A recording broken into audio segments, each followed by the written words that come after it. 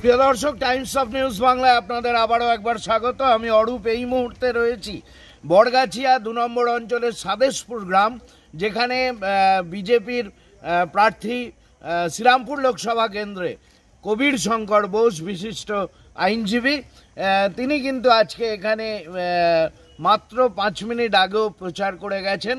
এবং কেমন সাড়া তার প্রচারে, মানুষ কি বলছেন, কি চাহিদা মানুষের, কিরম উন্নয়ন হয়েছে, সে কথা জানতেই টাইমস অফ নিউজ বাংলা পৌঁছেছিল এই সাদেশপুর গ্রামে।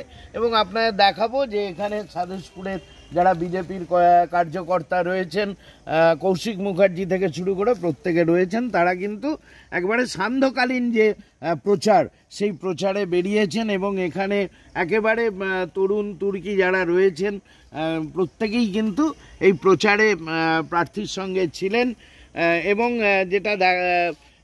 যেটা দেখা যাচ্ছে যে এই একেবারে স্বল্প পরিসর হলেও তারা কিন্তু একেবারে সকাল থেকে আজকে যে প্রচারে রয়েছেন, কেমন সাড়া সেটা জানার জন্যই টাইমস অফ নিউজ বাংলা মুখোমুখি হয়েছিল কৌশিক মুখার্জির। কৌশিক দা, টাইমস অফ নিউজ বাংলায় আপনাকে স্বাগত। নমস্কার, আমি কৌশিক মুখার্জি, শ্রীরামপুর সাংগঠনিক জেলার সাধারণ সম্পাদক এবং শ্রীরামপুর লোকসভার কো-কনভেনার। সঙ্গে উপস্থিত আছেন জগৎবল্লভপুর 2 নম্বর মণ্ডল সভাপতি সুভাষ রায়, জগৎবল্লভপুর বিধানসভার কো-কনভেনার স্বপন বৈদ্য। প্রথমেই সকলকে জানাই গৈরিক অভিনন্দন। আজকে প্রার্থী এই বড়গাছিয়া 2 নম্বর অঞ্চলের সাদেশপুর গ্রাম এবং সাদেশপুর বাজারে এসে অত্যন্ত আনন্দিত এবং মানুষ অত্যন্ত উৎফুল্লিতভাবে ওনাকে 2 হাত তুলে সাদর আমন্ত্রণ জানিয়েছে। কারণ উন্নয়ন মানে বিজেপি, উন্নয়ন মানে নরেন্দ্র মোদী। সেই উন্নয়ন থেকে পশ্চিমবঙ্গ পিছিয়ে পড়ছে, বিশেষ করে শিল্পে। এই এরিয়াটা পুরো শিল্প ভিত্তিক, এখানকার রুটি রুজি।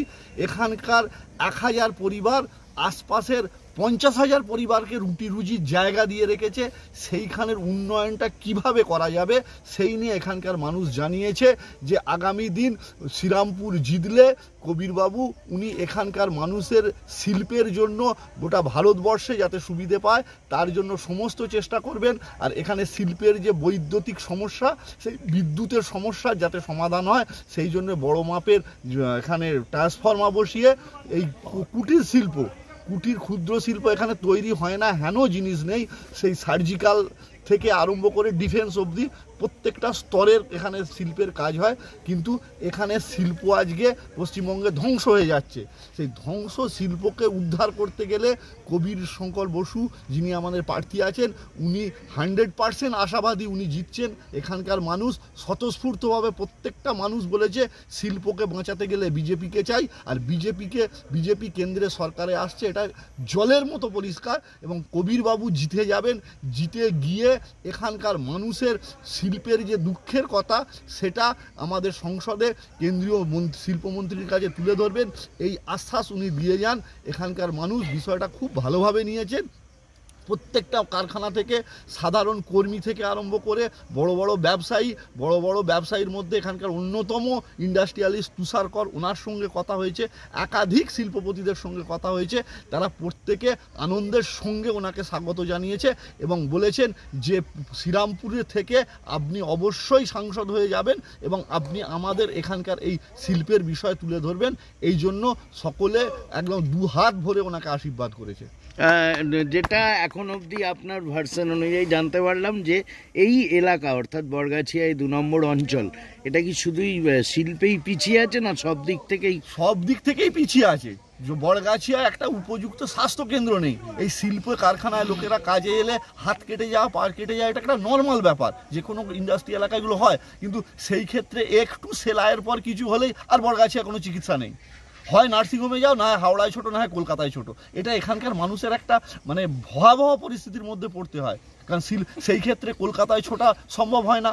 সেই ক্ষেত্রে যে লেবারগুলো কাজ করে, এইখানে যে 1000 পরিবার, আশপাশের 50,000 পরিবারকে যে রুটি রুজি দিয়ে রেখেছে, তার মধ্যে যদি একজনের কোনো ক্ষতি হয় সেটার চিকিৎসার জন্য এখানে বড়গাছিয়া হসপিটালকে সুপার স্পেশালিটি হসপিটাল, জগৎবল্লভপুরে একটা হসপিটালের খুব প্রয়োজন। সেটা আমরা ওনাকে বলেছি এবং উনি বলেছেন ওনার জেতার পর প্রথম প্রায়োরিটি যে কাজগুলো থাকবে তার মধ্যে অবশ্যই জগৎবল্লভপুরের বড়গাছিয়ার হসপিটালকে সুপার স্পেশালিটি হসপিটালে পরিণত করবে। কারণ হাওড়া জেলার মধ্যে জগৎবল্লভপুরের মধ্যে বড়গাছিয়া হসপিটালে যে পরিমাণ ল্যান্ড ওয়েস্টেজ হচ্ছে, সমস্ত প্রধানমন্ত্রীরা এখানে এসছে।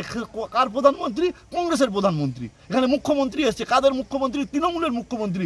সেই মাঠে হেলিপ্যাড করে মুখ্যমন্ত্রী নেমেছেন। দুঃখের বিষয় কীরকম দেখুন, হেলিপ্যাডে মাঠে মুখ্যমন্ত্রী নামছেন কিন্তু সেই হসপিটালের কোনো উন্নয়ন হচ্ছে না। এর আগে কংগ্রেসের প্রধানমন্ত্রী নেমেছেন সেই মাঠে, সেই হসপিটাল মাঠ বিখ্যাত, দিল্লি অবধি এন্ট্রি হচ্ছে প্রধানমন্ত্রী আসার জন্য, কিন্তু সেই হসপিটালের উন্নয়ন হচ্ছে না। সে কথা আমরা কবিরবাবুকে বলেছি, এখানকার মানুষ বলেছেন, কবিরবাবু বলেছেন অবশ্যই সেই হসপিটালের উনি পুনর্নির্মাণ করে যাতে সুপার স্পেশালিটি হসপিটালে ওই ল্যান্ডটাকে কাজে লাগানো যায় সেই ব্যবস্থা উনি করবেন বলেছেন। অনেক অনেক শুভেচ্ছা আপনাকে। নমস্কার। ভারত মাতা কি, ভারত মাতা কি। একেবারেই তাই, যে যেখানে কংগ্রেস জামানার যিনি প্রধানমন্ত্রী ছিলেন তিনি যেমন এই বড়গাছিয়া স্বাস্থ্যকেন্দ্রের মাঠে এসেছিলেন, সেরকম শাসক দলের মুখ্যমন্ত্রী মমতা ব্যানার্জি হেলিপ্যাডে করে এসেছিলেন এই এতে হসপিটাল মাঠে, কিন্তু সেই হসপিটাল মাঠের কোনো উন্নয়ন হয়নি। এবং তার পাশাপাশি আর কি কি দাবি রয়েছে প্রার্থীর কাছে সেটাই আর একবার জেনে নেব। টাইমস অফ নিউজ বাংলায় আপনাকে স্বাগত।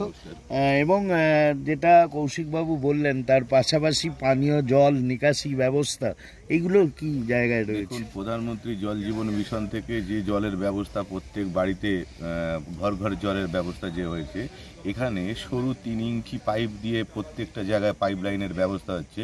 ওই 3 ইঞ্চি যদি পাইপ দিয়ে জল যায়, সাপ্লাই করে জলটা, তাহলে কত মানে একটা সাপ্লাইয়ের আন্ডারে মোটামুটি কয়েক হাজার বাড়ি, তাহলে ওই 3 পাইপ তার সঙ্গে জুড়ে দেওয়া হচ্ছে, কি পরিমাণ জলের স্পিড হবে। ঠিক আছে, এখানে একাধিক কন্ট্রাক্টরকে বলেছে যে দাদা আমাদের কিছু করার নেই, সব উপর থেকে সব সেটিং করা আছে, এইতে আমরাও জানি জলটা যাবে না। তাই আমরা চাই কবির শঙ্কর বাবু জিতলে এই পাইপ লাইন তুলে আবার পুনরায় আমরা ভালো পাইপ দিয়ে আমরা তৈরি করব। তাই সকলকে অনুরোধ করব পদ্মফুলে ভোটটা দিন আর বিজেপিকে জেতান এবং শক্ত করুন। এবং তাহলে কি এই যে 50,000 যে মানুষ তারা পরিশ্রুত পানীয় জলটা পাবেন? শুধু 50,000 নয়, জগৎবল্লভপুর বিধানসভায় সমস্ত মানুষেরই জন্য এই একই অবস্থা হয়ে আছে। কয়েকটা জায়গায় যেখানে দেখতে পাবে মানুষ, মানে সরকারি প্রতিনিধি, যে সবাই তো অসৎ নয়, সবাই তো চোর নয়, তার মধ্যেও ভালো আছে। ওই ভালোগুলোকে দেখানো হচ্ছে যে ভালো পাইপ লাইন দেওয়া আছে, সেখানে 8 ইঞ্চি দেওয়া হয়েছে, আর বাকি দেখবেন সাইডে যেগুলো যাচ্ছে সেই সব 3 ইঞ্চি পাইপ, যেটা ওটা প্রয়োজন নয়। আপনার নাম? সুভাষ রায়, জগৎবল্লভপুর মন্ডল 2 এর সভাপতি। কল থেকে জল পড়বে, যে জল নিকাশি ব্যবস্থা সেটাও এখানে অনেকটা দুর্বল। কি বলছেন সেটাও একটু জেনে নেব বিজেপির কার্যকর্তা। টাইমস অফ নিউজ বাংলায় আপনাকে স্বাগত। এবং এই যে নিকাশি ব্যবস্থা, পানীয় জল বা এই যে চারদিকে আমরা যখন আসছিলাম চায়ের দোকানে বেশ একটা আলোচনা হচ্ছিল যে অন্ধকার এলাকা, অর্থাৎ হাই মাস্ট কোনো লাইট নেই, কি বলবেন? এগুলো তো সম্পূর্ণ রাজ্য সরকার কোনো মানে সদিচ্ছা নেই যে সমস্ত একটু স্ট্রিট লাইট দেবেন বা আপনার লাইটের ব্যবস্থা করবেন। এরা তো কাটমানিতেই ব্যস্ত, এরা ঘুষ খেতেই ব্যস্ত। কাজ হবে কোথায় থেকে? টাকা আসছে, বিভিন্ন দুর্নীতিতে এরা জড়িয়ে আছে। ঠিক আছে, তো আগামী দিনে আমাদের কবি শঙ্করবাবু যদি ক্ষমতায় আসে, আমরা মানে সমস্ত জায়গায় লাইটের ব্যবস্থা করব। ড্রেন নিকাশি দীর্ঘদিন যেভাবে নিকাশি মজে আছে, এগুলোকে আমরা পুনঃসংস্কারের ব্যবস্থা করব। মানুষকে সুন্দর স্বাস্থ্য পরিষেবা দেবো, শিক্ষার দিকে নজর দেব। আজকে বিভিন্ন স্কুলে পড়াশোনা সেইভাবে হয় না, যেভাবে শিক্ষায় দুর্নীতি হয়েছে, যোগ্য ছেলেগুলো আজ দীর্ঘদিন রাজপথে বসে আছে, যারা পেয়েছে ঘুষ দিয়ে চাকরি পেয়েছে, তো তাদের ব্রিলিয়ান্ট কতটা আর হবে, এই সমস্ত জিনিসগুলো আমরা খুব ভালো করে নজর দেবো। কেন শিক্ষাই হচ্ছে জাতির মেরুদণ্ড, শিক্ষা হলে আগামী প্রজন্ম সুস্থ স্বাভাবিক সকলেই থাকবে। আপনার নাম? বিজেপির যারা কার্যকর্তা তারা কিন্তু একটাই কথা জানাচ্ছেন যে কবির শঙ্কর বোস বিশিষ্ট আইনজীবী, তিনি শ্রীরামপুর লোকসভা কেন্দ্রের প্রার্থী এবং এখানে মহিলা মোর্চার অনেকজন রয়েছেন। একটু ক্যামেরা পার্সনকে বলবো দেখাতে, কি চাইবেন প্রার্থীর কাছে?